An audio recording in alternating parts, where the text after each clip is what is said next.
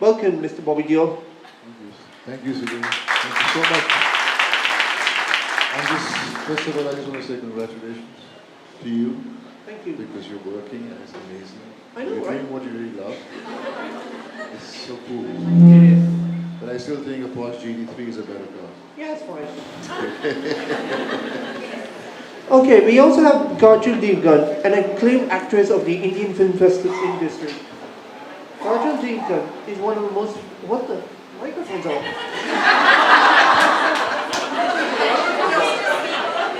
Okay, we have Kajol, an acclaimed actress of the Indian film industry. Kajol is one of the most successful actresses of Hindi cinema and the recipient of numerous accolades, including 6 Filmfare Awards.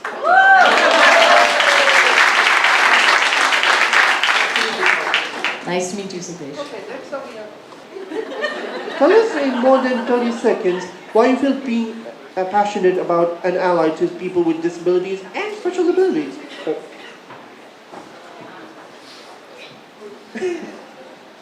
I don't need the mic. Me neither. Yeah, I really don't need the mic, but I'm going to pretend that I need that. So, it's my, my awareness of this particular topic started a long time back actually, because I had a hairstylist, and when I was about 18 years old, and she joined me when I was 18, and she was with me for about 10 years. And during that 10 years, she was amazing. She would, she was working with me 24/7, traveling, etc. And I came to know much later actually. She didn't really tell me for the first 2-3 years that she had a paraplegic child at home. And it was heartbreaking to watch her, because there was this mother who was constantly worried, constantly organizing, had to work, couldn't sit at home doing nothing for a long period of time. Made me feel guilty if I didn't work for a little while.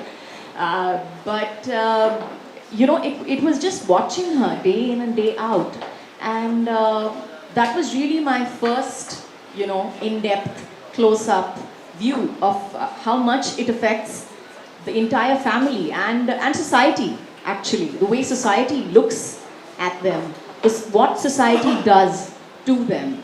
And I think that's why when I heard about Gateway, I was so happy to hear about something like that coming up. And the topic that we're discussing today is actually, I think a wonderful and a very, very relevant topic to today, and most especially to our society.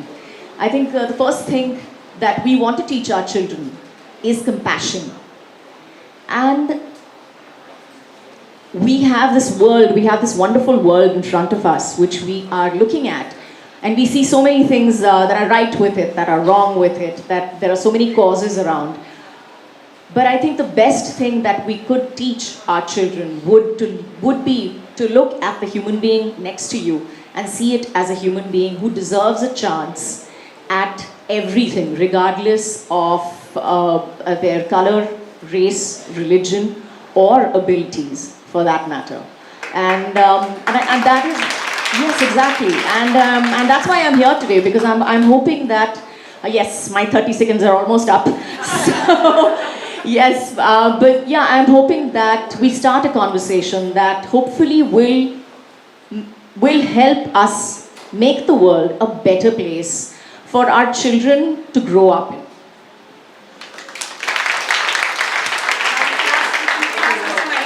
Okay, so Bobby Deol. Oh, sorry. Shall I do this? Or tell us in no more than 30 seconds why you feel passionate about being an ally with people with disabilities or special abilities. Well, for me, the first time I came across a child so special was you, Raj.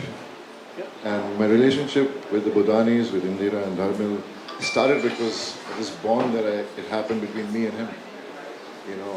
I saw this child and I could see that I could communicate with him, because why? Because he had only two passions, Bollywood and cricket. and cooking. At that point, he didn't know he was going to be a good cook. I'll get to that afterwards. And so I felt amazing how, as an individual, as a human being, how you can influence and help a child. And so that's how my relationship built with the Bodanis, and that's how I became a part of Gateway. I've seen the kids in the school, I've seen you since so many years, and I'm so proud of you. And I've seen all of them. I mean, the programs Gateway has been doing to improve and help and give them confidence and strength with whatever capabilities every individual child has is just amazing, you know. And I mean, I'm a parent. I'm always worried about my sons. What's their future going to be like?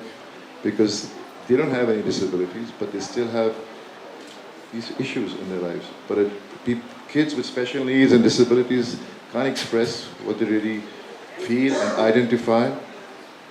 And I think that's the reason why I've just been here and I found friends and family and Bodanis. I mean, they're like family to me. Yeah, I mean, I interact. I mean, the first time I came to the school, I just wanted to meet them, and I didn't want them to feel they're any lesser than us, because they're not. And I think that's the most important thing. If you interact with kids with special disabilities, you have to make them just be normal, you know, because what's wrong with them? Nothing is wrong with them. So it's amazing. I mean, what Utah University is trying to do here right now to customize jobs for kids with disabilities, because it's so sad that, I mean, they have so many capabilities, but people don't focus on that. They just think, okay, they're disabled kids, so let's just give them this particular kind of work to do because they'll only be good at that. But look at you, you're working for an IT company now. I mean, that's amazing, you know. And Yuvraj, my Yuvraj, I mean, he's an awesome child. I mean, he's such an amazing cook. I remember once I had this special occasion and he baked cookies for me. And I'm not just saying it, but his talent for cooking is amazing. Those cookies were like out of the world. And the other night, I was at Indira and Dharmel's house, and suddenly, you know, he has got this smile on his face. And you know how interactive he's become now? I mean, it's amazing.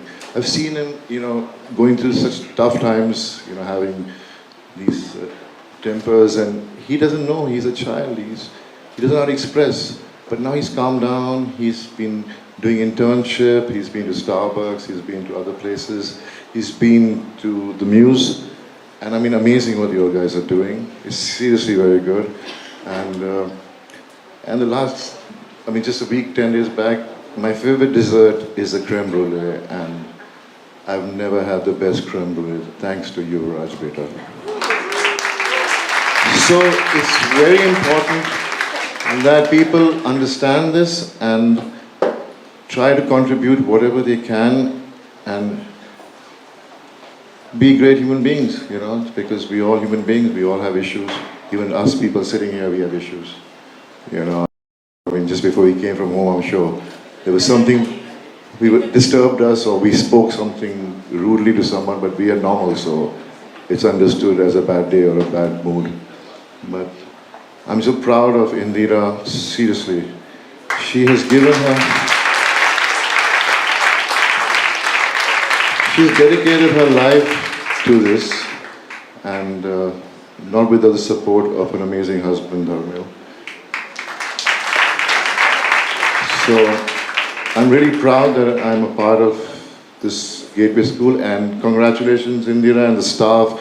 The staff is amazing here. I mean, the school wouldn't be the way it is without the staff.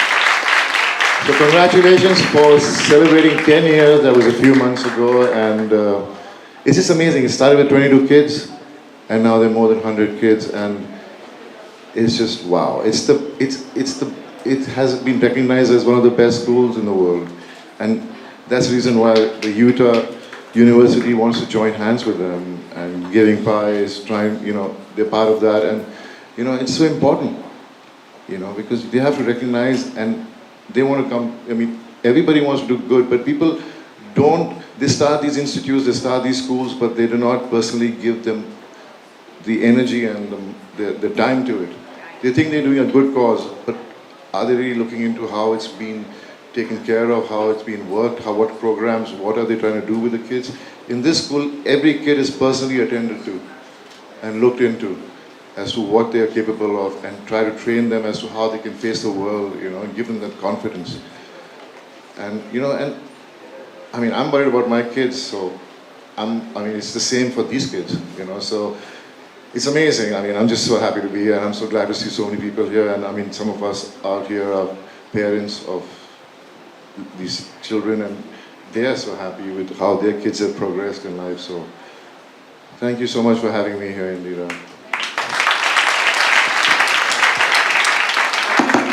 Okay, next, Kajol. As a parent, what gaps have you noticed in the education system? Is there a growing awareness to accommodate children with special needs, and what do you think needs to be done differently to address some of the gaps? Yes. Sorry, it's called the get with gaps.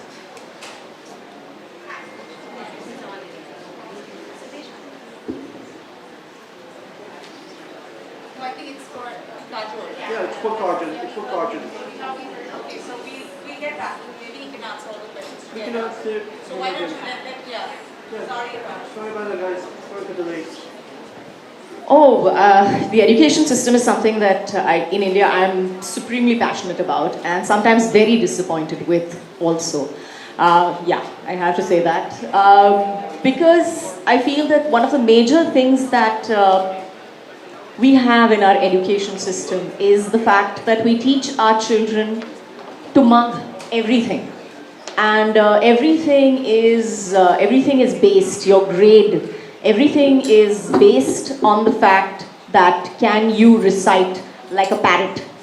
Whether you get a 98% or a 50% is all relevant on how well you can write whatever is written in the textbook as is, without actually putting your brain to use, or without actually understanding what you are actually writing.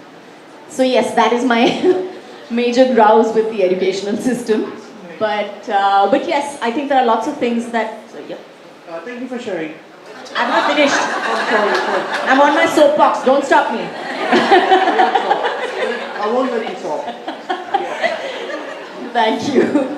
But yes, I think one of the things, like I said before, I think one of the major things that we teach our children. And like my son keeps asking me, he's like, Mom, you're sending me to school. Why do I have to go to school? And this is my basic answer to him, which I think the first time I said it to him, I think he had to go find a dictionary to understand exactly what I was saying. So I was like, you have to understand that the reason that I'm sending you to school is not for you to get good marks, is not for you to learn history, geography, maths. I'm sending you to school to understand society. I'm sending you to school to understand how to integrate yourself into society. I'm sending you to a good school so that you understand what everybody is like. That there are all different kinds of people in this world that you're going to meet. And school is the first step for every child to understand that. So yes, we had lots of topics. When I was a kid for about 2 years in the middle while I was studying, we had something called moral science, which I would look at it and I was like, why am I learning moral science? I mean, it was like reading Aesop's fables or something like that. And that was in 7th grade. I'm like, please give me a break. But I think kids today somewhere down the line need something like that to be inculcated into the system. It cannot only be about history, geography, maths. We have to teach them about the world. We have to put programs into place in our schools and make them understand, as they say, people with disabilities as well should be integrated into our schools. And the children should be taught from a much younger age that this is normal. That these people, these are children, these are normal children, and you get to play with them, and you can, you have to share your books with them, and they are a part of society, not apart from society. And I think that one of the basic things that we miss out in our education system is, we had the Gurukul system at one point in time in our country. And in the Gurukul system, I remember thinking that, wow, what a system, because it was a combination of mind, body, and spirit. And in today's schools, I wish we could do something like that, where they could concentrate on the mind, body, and spirit, and children could be judged according to all these three parameters and not just one parameter. So yes, now I'm done. Thank you, Ms. Kajol. Okay, next up, Bobby Deol. What has been your journey as your advisor to Gateway School Mumbai? What are moments that we have inspired you on the school journey, and why do you think institutions like Gateway are critical to enabling children like with special needs realize their potential? I guess I've already said that earlier, but it's just that, I don't know anything about the education system. I was like, wow, Kajol, you know a lot. And it's amazing. I hated studying, okay. I didn't have any special skills because I used to wonder the same thing, why do I have to study every subject? And I think it goes the same for every child. I think Gateway is just amazing, the way they've approached this. You can't hear me? Okay. Okay. So, it's just amazing how Gateway has, what they've done with the kids in their school. They work personally with every child and improve their skill sets and try to identify what they're good at. And I think that's exactly what's required, even for normal kids. Because what is the point of educating yourself or grasping everything around you when eventually you don't need everything? General knowledge is something you get with mingling with the society and understanding society. And what's the most important thing is how do you survive in a society, because they have too many norms and rules and the way you behave in your life. I think every child should grow up to be independent, fearless of how the society thinks, and do exactly what they believe. And I think that's the most important thing every child should be taught.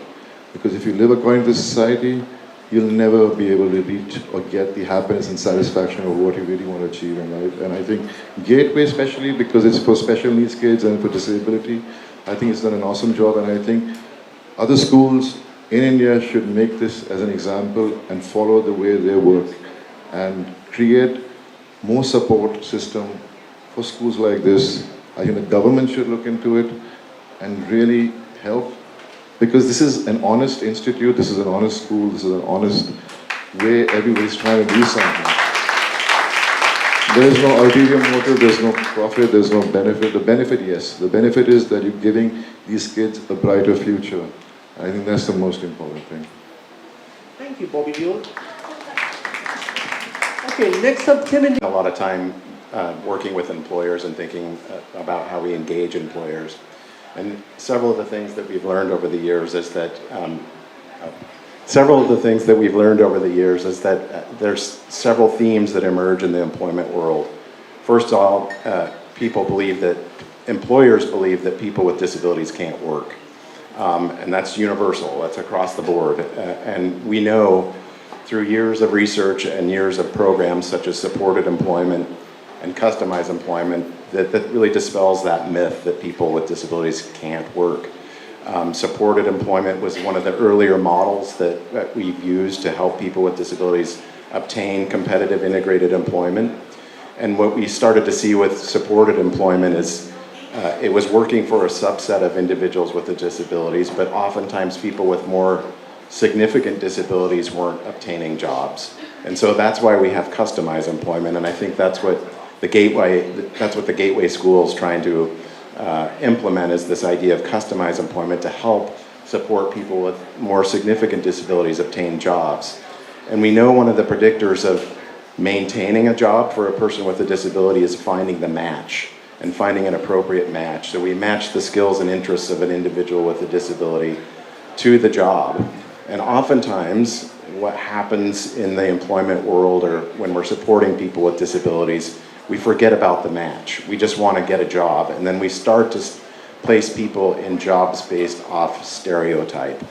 So in the United States, we talk about the F jobs for people with disabilities, and these F jobs are what we call fast food, flowers, and filth, meaning we tend to put people in jobs that we think they can do, or those are the only jobs that we can do. And we know through customized employment and supported employment that there's a range work that people with disabilities can do. Another thing that we kind of see with misconceptions about hiring of people with disabilities is that people with disabilities, and especially people with intellectual developmental disabilities, more significant disabilities, are a liability to the workforce.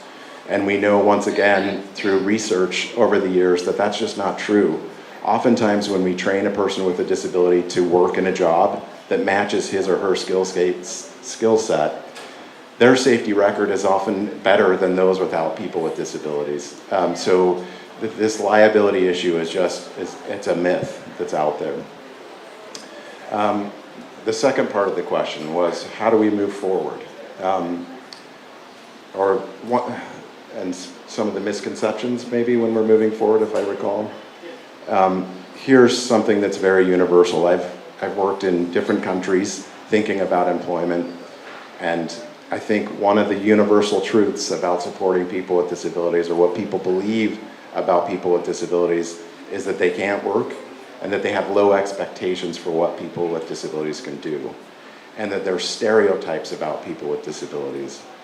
And I think this really stems from our notion of disability, and I think this is a really important point to stress as we start to think about how we can build employment programs for people with disabilities. And this notion kind of comes from this idea, when we think about disability, we always think it's an us-them paradigm, right? We think, oh, we don't have a disability, and then there are people with disabilities, and we're separate. What we know is that disability is a part of the human condition. It's something that everybody in this room will have at some point. And so I think if we can work out... Can you hear me? Yeah, yes, you can hear us. Or am I speaking up? Is to consist of professionals trained to assist people with disabilities, like special educators and clinical psychologists. The most important thing is that the 22 policy aims to create a national database of persons with disabilities and link all that, which is not of my doing. And by the way, I just want to answer the first question. The first question that was posed, right, as to why one is passionate about this. One is passionate because one is really passionate about... Thank you, Mahesh, sir. Okay, now round two. We're moving on to rapid fire round. Sorry, Madam Mahesh, sir. Okay, let's start with Kajol. What role could celebrities play to influence and help mainstream the narrative that influence stakeholders around employment for persons with disabilities? I think the film industry is one of the passions of our country. So yes, we have a lot of people who have a lot of voices. So I think that's the one thing. I think we've seen people standing up. We've seen Tare Zameen Pe, we've seen Black. I've done a film called My Name is Khan, which was about somebody who had Asperger's. So yes, we have been, putting it out there in the nicest way possible to make the general, population understand it, maybe feel more for it. And as I said before, the reason that I think the most that we can do is stand up and make it regular, and stand up and talk about it. I think it needs to stop. Disability needs to stop being a word that we don't use, or people that we hide away, or members of the family that don't come out in the parties. So I think that's one of the things that maybe the film industry as a voice can speak up for. Thank you, Kajol. Okay, Bobby Deol. Our audience comprises of promoters, corporates, leaders of diverse fields. What's your message to all of them to move the needle on employment for people with disabilities? I guess I wish they understand it's not just about employment. I think they should contribute towards institutes which encourage and educate these kids so they understand what they're capable of, and then moving towards employment. Okay. And that is the foundation, because if you do not have a foundation, how do you give employment? Then there will always be a thing where, oh no, this is us, they're them, and it's always going to be that way. So first, they these corporates and all these people who have the facilities, who contribute towards charity, should use that towards creating institutes to educate kids with disability and special needs so their skill sets could be understood and then they can move forward in life. I mean, it's the same like how Kajol was saying that we need to teach and learn so much, we taught so much and we don't understand anything. And so imagine children with disabilities, they need to